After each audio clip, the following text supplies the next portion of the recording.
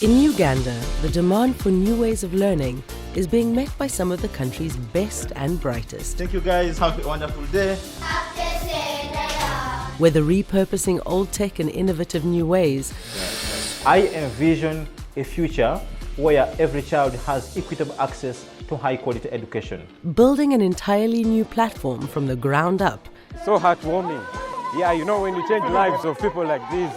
taking a hands-on approach to feeding youthful curiosity, So in the process of learning how to code, they're actually learning how to use PCs. or rethinking how children are educated in STEM. It breathed new life for us as a school during the lockdown. These are the Ugandan pioneers developing tech to create interactive learning experiences. This is Inside Africa.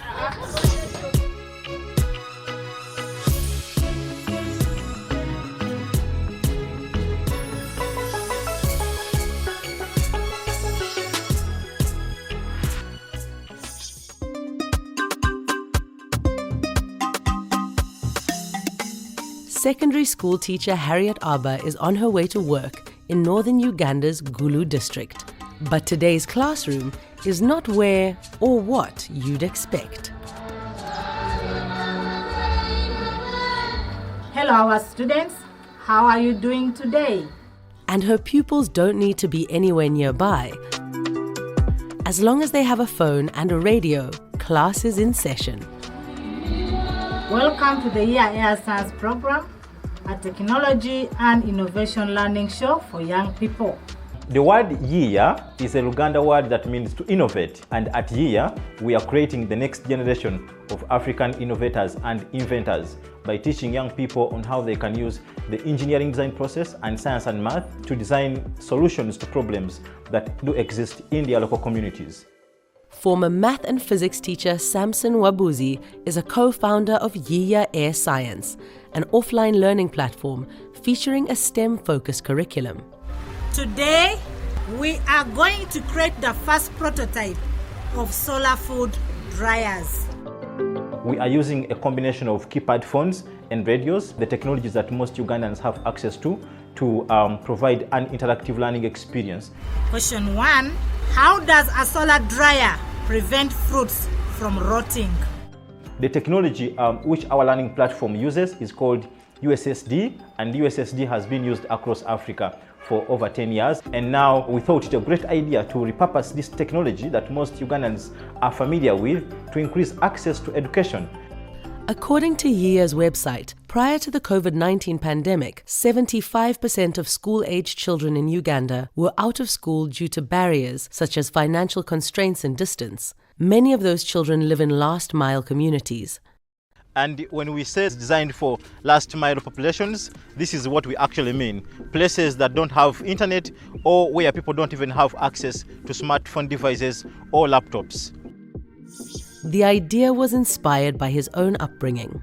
I grew up with my grandmother, who really struggled so hard to take me to school, and she did not have enough money to take care of 6 of us at home. But she had so much hope in education. It was when he became a teacher himself that the light bulb went off. I realized that the focus is not on skills development and problem solving, but rather on memorization of content. Everything clicked into place while teaching for an NGO, where he met and befriended fellow educator Erin Fitzgerald. We are both really enthusiastic. We think that math and science are how people are going to save the world. We think that global challenges could be solved if Africans have a seat at the table. Nearly 6 years in, they say Yiya AirScience has more than 50,000 registered users and is growing by the day. It really warms my heart to see that, children who are living the life I used to live are able to get quality education using the technologies that they have at home for free and at their own convenience. It works like this. Users sign up by simply dialing the USSD code *284*19# on their phones.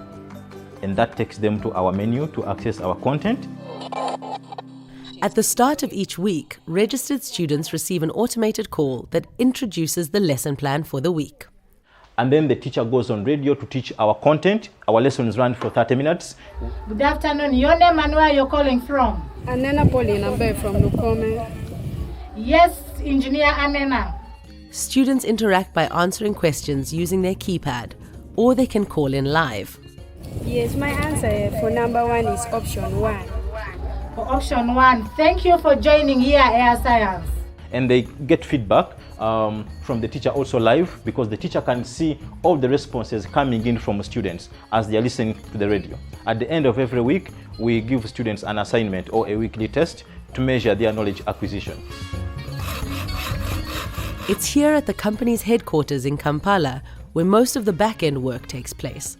From data analytics to user experience, there's a lot of thinking that takes place here. But it's in the compound's makerspace where the curriculum really comes to life. This is where all the technologies that we teach students are designed from. This is where all the experiments happen. So basically, we've tried to take what would be an online course, create all the same content, create the same kind of interaction between learner and the teacher, but we do it just with keypad phones and radios. And we have a brilliant tech team. Yiya is achieving plenty of notoriety for their positive impact. Last year, we participated in African Union's Innovating for Education in Africa Challenge, and they awarded us with this award, a cash prize of $40,000 US. In 2019, Samson himself was named an Obama African Leader by the Obama Foundation. I think you can do it. We envision a world where all children have equitable access to high-quality education, because we know that if children have access to high-quality education, especially children from underserved communities, then they will get the skills they need to get out of poverty and also solve problems in their local communities. Okay, how did that go?